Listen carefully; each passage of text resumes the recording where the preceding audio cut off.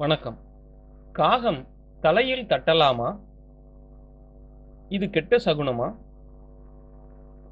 பொதுவாக மனிதர்கள் நடந்தோ அல்லது வண்டி வாகனங்களில் செல்லும் போதோ சனி பகவானின் வாகனமாக கருதப்படும் காகம் தட்டிச் செல்லும் நிகழ்வு நடப்பதுண்டு.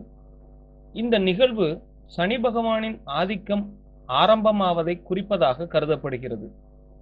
இது போன்ற நேரங்களில் சனி பகவானின் தாக்கத்திலிருந்து நம்மை காத்துக்கொள்ள நாம் உடல் முழுவதும் நனையும் அளவில் நீராடி முடித்து உள்ளத்தில் சஞ்சலமின்றி பயபக்தியுடன் சனீஸ்வர ஆலயத்திற்கு சென்று எல் தீபம் ஏற்றி முறைப்படி பரிகாரம் செய்து சனீஸ்வர பகவானை வணங்க வேண்டும்.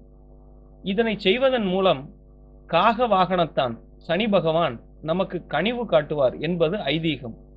மேலும் காகத்திற்கு அன்னமிடுவதும் நல்லது ஆகும். எரிந்து கொண்டிருக்கும் விளக்கு உடம்பில் விழுவதும், பருந்து, வௌவால் மற்றும் புறா முதலிய பறவைகள் தலையில் உரசி விட்டு செல்வதும் அல்லது இடித்து செல்வதும் போன்ற செயல்கள் அனைத்தும் தீய பலன்களை கொடுக்கக்கூடியதாகும்.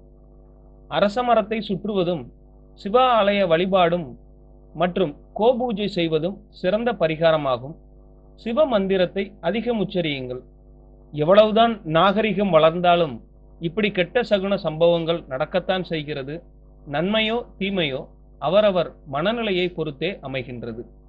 மேலும் தகவல் அறிய சேனலை சப்ஸ்கிரைப் பண்ணுங்க. நன்றி.